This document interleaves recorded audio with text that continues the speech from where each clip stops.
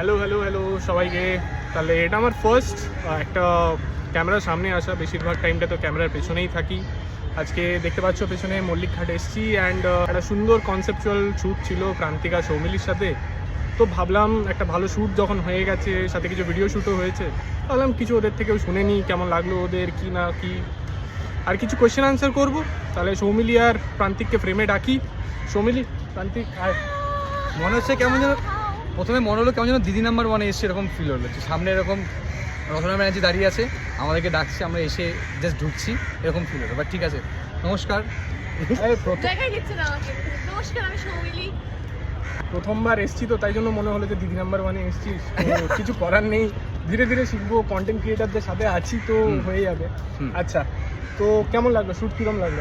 দারুণ, মানে তোর সাথে আমার শ্যুট করার এক্সপিরিয়েন্স সেটা তো বলতে নেই, কারণ আমাদের প্রোফাইলে অলরেডি রয়েছে দুবার শ্যুট, একবার শ্যুট করেছি ভিক্টোরিয়াতে, আর আমরা একটা সিঙ্গেল পার্ট সিটে শ্যুট করেছিলাম।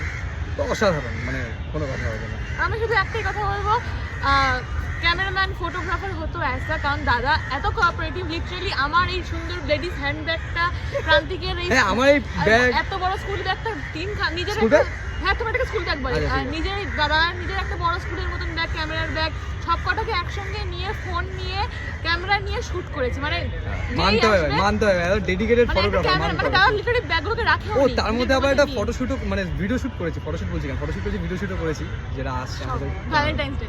হ্যাঁ, এটা একটা ভ্যালেন্টাইন্স ডে শ্যুট, প্লাস যেটা ভিডিওটা আছে ওটা ভ্যালেন্টাইন্স ডে, আর যেটা ফটো আছে সেটা কাল পরশুর মধ্যে প্রান্তিকের চ্যানেলে বা প্রান্তিকের প্রোফাইলে পেয়ে যাবে। আমি ইয়ে দিয়ে দেবো, লিঙ্ক দিয়ে দেবো ভিডিওর মধ্যেই, সাথে সৌমিলিরটাও দিয়ে দেবো। সৌমিলিরও কিছু সিঙ্গেল খুব সুন্দর সুন্দর এসছে, ওটা আমি পোস্ট করবো ভাবছি, কি জানি না, ওটা যাই হোক সৌমিলি করবে।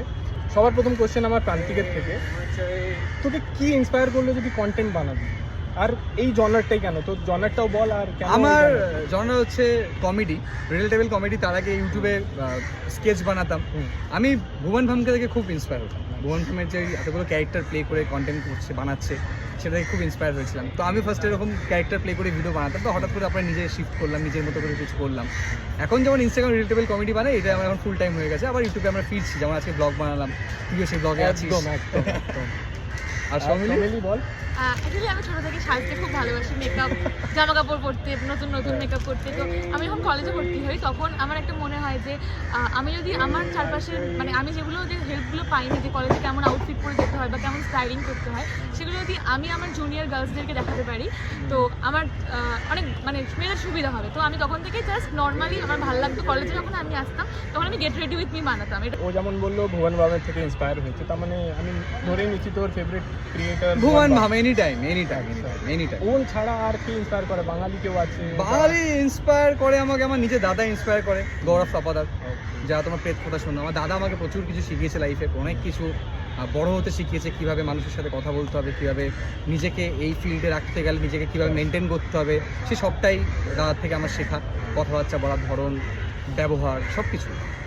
তাহলে সৌমিলি, তোমার একটা ফেভারিট কন্টেন্ট ক্রিয়েটরের সাথে বাঙালি কে আছে সেটা যদি বলি। বাংলায় আমি মৌসুমী কুণ্ডুকে দেখতে খুব ভালোবাসি। She is too beautiful and fashion content আমার খুব ভালো লাগে মৌসুমী কুণ্ডুর।